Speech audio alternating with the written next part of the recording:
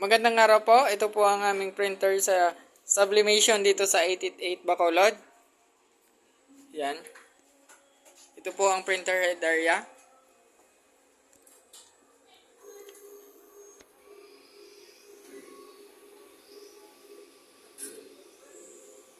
Ito naman po yung capping.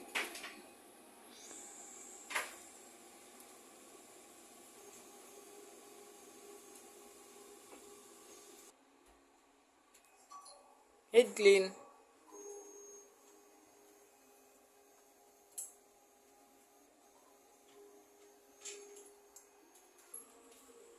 Pagkatapos po natin mag-head clean, punasan po natin ang wiper.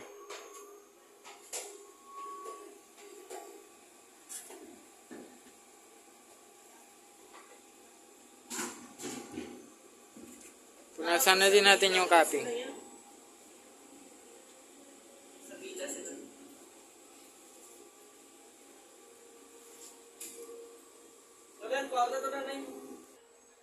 Nozzle check.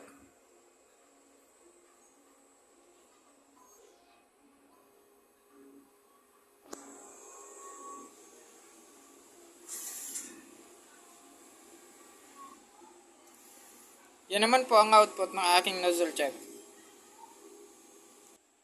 Ito naman po ang aking ink tank area. Tama lang po ang ink level nila. Ito naman po ang aking waste tank. Nalinis ito nung kahapon. Ito naman po yung ground wire. Yan naman po ang aking AVR. Ayan naman po ang aking mga unused consumables. Ito naman po yung sa film. Ito naman po ang aking maintenance checklist. Ito naman po yung daily production log. Lahat naman po ng aking monitoring is updated na po sa system. Yun lang po. Maraming salamat.